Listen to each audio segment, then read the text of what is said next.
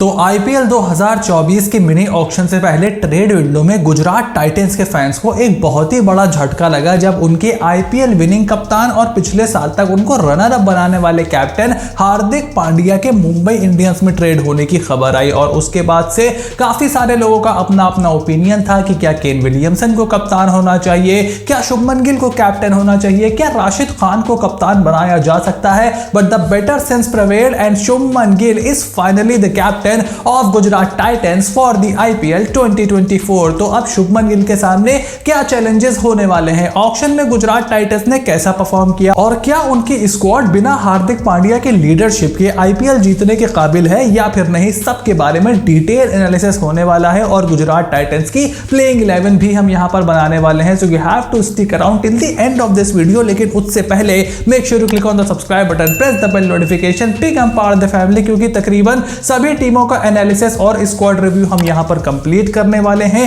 और उसके बाद एक बहुत ही मजेदार कंपैरिजन सीरीज हमारी आने वाली है आईपीएल की 10 टीमों से related, so you really don't want to miss that. Now without any further delay let's begin. तो सबसे पहले अगर गुजरात टाइटंस के ऑक्शन पिक्स पर हम नजर डालें तो इस ऑक्शन में सबसे ज्यादा बजट के साथ जीटी उतरी थी और जिस प्लेयर पर भी वो हाथ रख देते वो प्लेयर उनका हो जाता और कोई भी उन्हें नहीं रोक सकता था। लेकिन जिस खिलाड़ियों के ऊपर वो बिडिंग वॉर एक्सपेक्ट कर रहे थे वो उनको बहुत ही सस्ते में मिल गए। सबसे पहले तो अजमतुल्ला उमरजाई के रूप में एक बहुत ही अच्छा हार्दिक पांड्या का रिप्लेसमेंट उनको बेस प्राइस पे मिल गया। उसके बाद उमेश यादव पर 5 करोड़ 80 लाख रुपए उन्होंने खर्च किए, लेकिन मोहम्मद शामी का एक बहुत ही बढ़िया एक्सपीरियंस बैकअप उनको मिल गया जो कि अहमदाबाद की कंडीशंस में अंडर लाइट्स बहुत ही ज्यादा घातक हो सकते हैं। उसके बाद शाहरुख खान को 7 करोड़ 40 लाख में इन्होंने अपनी टीम में शामिल किया। अब वैसे तो बाकी सारी टीमें इंडियन मिडिल ऑर्डर बैटर के लिए कोई भी कीमत देने को तैयार है, लेकिन गुजरात टाइटंस यहां पर बहुत ही अनोखे हैं। इनके पास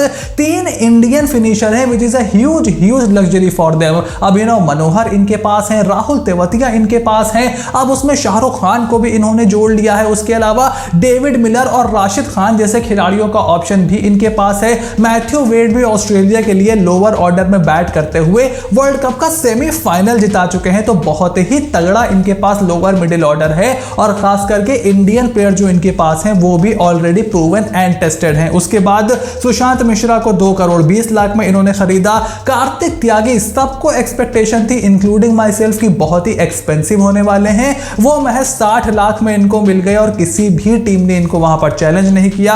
उसके अलावा मानव सुथार, स्पेंसर जॉनसन इनकी सबसे महंगी पिक रहे जिनको 10 करोड़ की रकम में इन्होंने अपनी टीम में शामिल किया। मिचेल स्टार्क के पीछे भाग रहे थे लेकिन केकेआर मिचेल स्टार्क को लेने पर उतारू थी। एंड आई एम हैप्पी कि गुजरात टाइटंस में मिचेल स्टार्क आए नहीं, क्योंकि देखो कोलकाता नाइट राइडर्स को पहली बात तो मिचेल स्टार्क की जरूरत ज्यादा थी, तो वो उनको मिल गए तो वो खुश हो गए। दूसरा, गुजरात टाइटंस को उनका नीड नहीं था। देखो इनके पास जोशुआ लिटिल ऑलरेडी है, मोहम्मद शामी के रूप में एक एक्सपीरियंस बॉलर इनके पास है, राशिद खान इनके पास है, तो मिचेल स्टार्क पर इतना ज्यादा रकम खर्च करने की आपको जरूरत नहीं थी। आप स्पेंसर जॉनसन के साथ काम चलाओ और अगर उनसे मजा नहीं आता तो जोशुआ लिटिल आपके पास है, अब कार्तिक त्यागी भी आपके पास है, उमेश यादव भी आपके पास है, मोहित शर्मा भी आपके पास है जिन्होंने पिछले सीजन आपके लिए अच्छा परफॉर्म किया था। तो इतना पैसा ऐसे खिलाड़ी पर लुटाना जिसका पता नहीं कि अगले साल ऑक्शन में आएगा कि नहीं आएगा, आईपीएल में शिरकत करेंगे कि नहीं करेंगे। अगर आप यंगस्टर में इन्वेस्ट कर रहे हो 10 करोड़ और अगर अगले साल आप उनको रिटेन करने को देखो, मान लो बहुत ही अच्छी परफॉर्मेंस स्पेंसर जॉनसन देते हैं,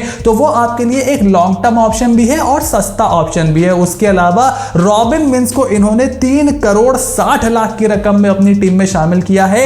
एक middle order Indian wicket keeper batsman, वो भी लेफ्ट हैंडेड, तो वहां पर रिद्धिमान साहा और मैथ्यू वेड के अलावा एक और विकेट कीपर भी इन्होंने शामिल कर लिया है। इंडिया के कायरन पोलार्ड के नाम से डोमेस्टिक सर्किट में रॉबिन मिन्स जाने जाते हैं, बहुत ही लंबी लंबी हिट लगाते हैं एंड आई एम श्योर कि गुजरात टाइटंस इस सीजन उनका जरूर इस्तेमाल करेगी। तो जल्दी से गुजरात टाइटंस का फुल स्क्वाड अगर आपको दिखाऊं तो यहां पर बैटर्स में शुभमन गिल, डेविड मिलर, अभिनव मनोहर, केन विलियमसन और साई सुदर्शन जैसे बहुत ही टैलेंटेड और एक्सपीरियंस खिलाड़ियों का जबरदस्त मिक्सचर है। उसके अलावा राशिद खान, राहुल तेवतिया, जयंत यादव, विजय शंकर, अजमतुल्ला उमरजाई, दर्शन लानकंडे और शाहरुख खान के रूप में कमाल के ऑलराउंडर्स भी इनके पास हैं। वहीं Matthew Wade, Saha, Robin Minz इनके विकेट कीपर हैं। उसके अलावा देखो शामी, उमेश यादव, जोशुआ लिटिल, साई किशोर, मोहित शर्मा, नूर अहमद, सुशांत मिश्रा, कार्तिक त्यागी, मानव सुथार और स्पेंसर जॉनसन जो हैं इनके फास्ट बॉलिंग और स्पिन बॉलिंग के ऑप्शन है। अब इसमें राशिद खान, नूर अहमद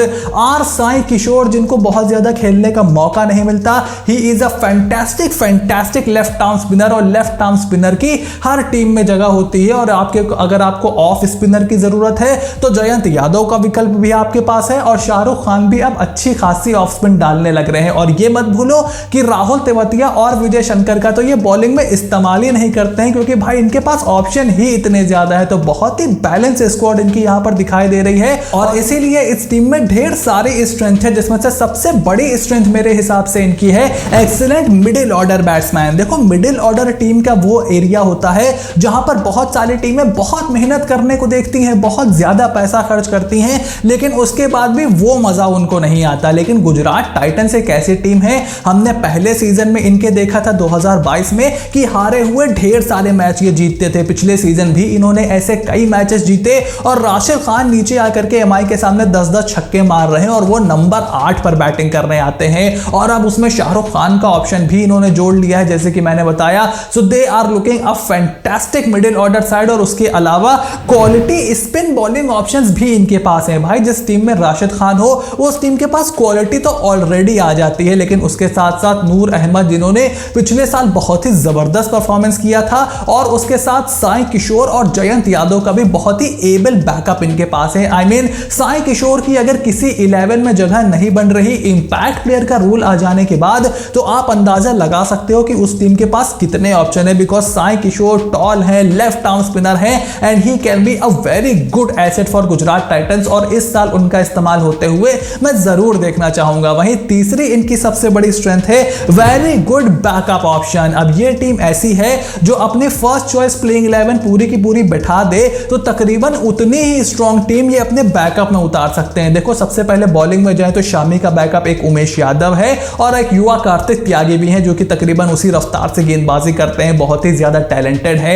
उसके अलावा मोहित शर्मा इनके पास है। उसके अलावा स्पिनर्स में राशिद खान है, उनके बैकअप में नूर को आप देख लो, फिर साई किशोर को देख लो, जयंत यादव इनके पास है। विकेट कीपर में आपके पास रिद्धिमान साहा है, रॉबिन बिन्स जो कि इंडिया के कायरन पोलार्ड कहे जाते हैं, वो भी अब आपके पास है। डेविड मिलर है, डेविड मिलर को अगर कोई इंजरी वगैरह हो जाती है तो लोअर मिडिल ऑर्डर में आप मैथ्यू वेड को डाल दोगे और फिर वो भी एक विकेट कीपर का ऑप्शन आपको देते हैं। केन विलियमसन के रूप में एक सीनियर खिलाड़ी है कि यार टीम कहीं डोलने डालने लगे, बैट्समैनों की फॉर्म चली जाए तो आप उनको बीच में डाल दो कि भाई जाकर के संभालो। साई सुदर्शन, शुभमन गिल, उसके अलावा शाहरुख खान, राहुल तेवतिया, विजय शंकर, ये बहुत ही अच्छा इंडियन बैटिंग कोर है। अभिनव मनोहर मेरे बहुत ही ज्यादा फेवरेट हैं इस टीम में, मेरे ख्याल से उनको आप स्पिन हिटर के तौर पर भी मिडिल ऑर्डर में इस्तेमाल कर सकते हो। तो एक के ऊपर एक खिलाड़ी इस टीम के पास है, यूथ और एक्सपीरियंस का बहुत ही जबरदस्त मिक्सचर है और हर वो चीज यहां पर है जो कि इन्हें चैंपियन बना सकती है। लेकिन कोई भी टीम बिल्कुल कंप्लीट नहीं होती है,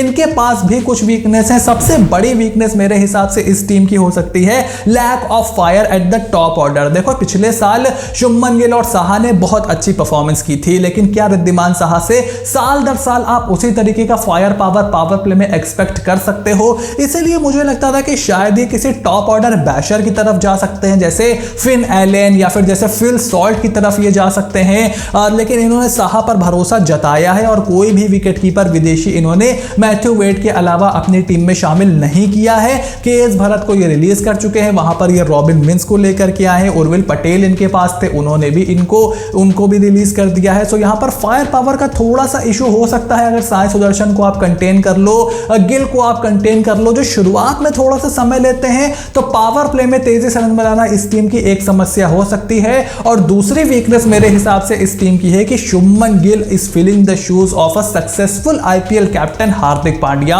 और इतना बड़ा खिलाड़ी आपकी टीम में 15 करोड़ जिसने लेकर के जो खेला करते थे, आपको एक फास्ट बॉलर भी देते थे, आपके लिए मिडिल ऑर्डर बैट भी करते थे, और जो वाइब हार्दिक पांड्या के लीडरशिप में जीटी दिखाती थी, इसीलिए गुजरात टाइटंस की फैन फॉलोइंग बहुत ही तेजी से बढ़ी थी। बिकॉज ये एक फैमिली ऐसा माहौल देते थे, जैसे लगता था सब चिल इन्वायरमेंट है, सब एक दूसरे के भाई हैं और बहुत ही इकट्ठा से लगते थे। क्या वो चीज शुभमन गिल कंटिन्यू कर पाएंगे? ये बहुत ही इंटरेस्टिंग होने वाला है। मेरा पूरा सपोर्ट शुभमन गिल को है। जो लोग बोल रहे थे कि केन विलियमसन को कैप्टन होना चाहिए, जो लोग बोल रहे थे कि राशिद खान को कैप्टन होना चाहिए, I really do not agree with them. मैं आपको कई बार एक्सप्लेन कर चुका हूं, और जो लोग नए चैनल पर आए हैं, जो भी भाई पहली बार देख रहे हैं और उनकी बहनें पहली बार देख रही हैं, वो इस बात को फिर से सुन लें कि शुभमन गिल और हार्दिक पांड्या लंबे समय तक एक टीम से खेल ही नहीं सकते थे, बिकॉज हार्दिक पांड्या के भी कैप्टेंसी के एस्पिरेशंस थे और शुभमन गिल के भी कैप्टेंसी के एस्पिरेशंस थे। तो इस साल नहीं तो 2025 में आपको यह जरूर दिखता कि दोनों को अलग अलग टीमों से कैप्टेंसी के ऑफर आते और दोनों में से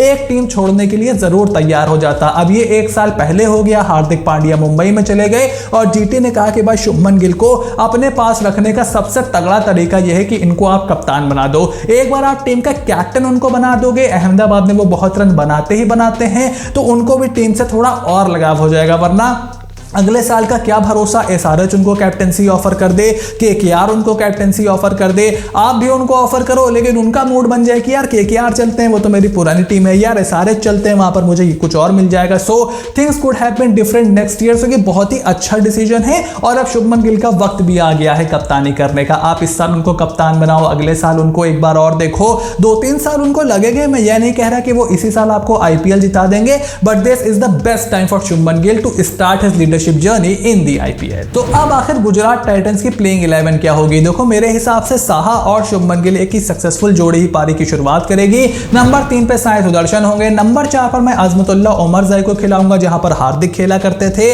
उसके बाद डेविड मिलर, उसके बाद राहुल तेवतिया, उसके बाद Shahrukh Khan, then Rashid Khan, Mohammed Shami, Spencer Johnson और कार्तिक त्यागी और उमेश यादव में से कोई एक खेल सकता है। अब आपको इंपैक्ट प्लेयर यहां पर लेकर के आना है, तो यार इंपैक्ट प्लेयर लाने के लिए आपके पास ढेर सारे ऑप्शन है। आप यहां पर लेकर के आ सकते हो साई किशोर को, अगर आपको एक एक्स्ट्रा स्पिनर की जरूरत है, जो कि मोस्ट लाइकली यहां पर लग रहा है, या फिर आप उमेश यादव और कार्तिक त्यागी दोनों को बाहर करके मोहित शर्मा को डाल सकते हो और फिर अपने आप को देख सकते हो कि आपको एक एक्स्ट्रा स्पिनर चाहिए या फिर एक एक्स्ट्रा फास्ट बॉलर चाहिए, या फिर आप मोहित शर्मा को भी यहां पर एज एन इंपैक्ट प्लेयर इस्तेमाल कर सकते हो।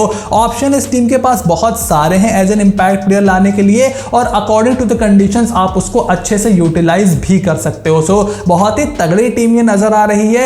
आई एम अफ्रेड कि यहां पर अभिनव मनोहर और विजय शंकर की प्लेइंग 11 में जगह नहीं बन रही है, बट इस टीम के पास ऑप्शन ही इतने सारे हैं एंड आई एम श्योर आप खिलाड़ियों को धीरे धीरे रोटेट करते रहो कि according to the conditions, according to the form, according to the fitness आपको बदलाव दिखेंगे, लेकिन जो लमसम टीम है वो आपको तकरीबन यही खेलती हुई दिखाई देगी। तो अब आखिर गुजरात टाइटंस की स्क्वाड को और उनके ऑप्शन को 10 में से कितने नंबर मिलने चाहिए? देखो मेरे हिसाब से तो they had a very good option, उनको 10 में से यहां पर मैं 9 नंबर दूंगा। अगर कहीं पर एक टॉप ऑर्डर विकेट कीपर बैशर उनके पास होता तो ये रेटिंग थोड़ी सी और बढ़ सकती थी, बट मेरे हिसाब से they had an excellent option. यार देखो शाहरुख खान एक पॉपुलर प्लेयर होने वाले थे, इंडियन लोअर ऑर्डर बैट्समैन, तो आपने उनको ले लिया, एक बंदा आपने अंदर डाल दिया। उसके बाद कार्तिक त्यागी के पॉपुलर होने की बहुत ज्यादा चांसेस थे।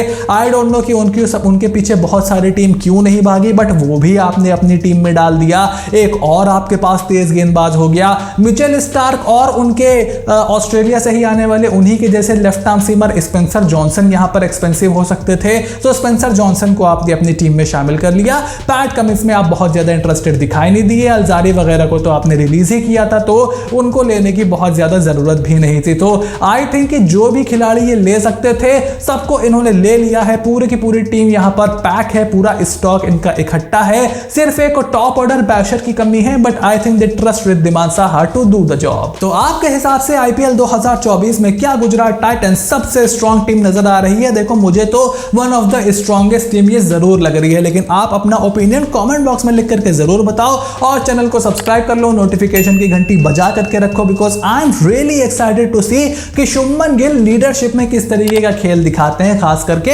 उनकी बल्लेबाजी किस तरीके की होती है, और बाकी टीम की वीडियो भी बहुत ही जल्द आपके सामने आने वाली है। So you have to stay tuned for everything that is coming your way and I will see you soon in the next video.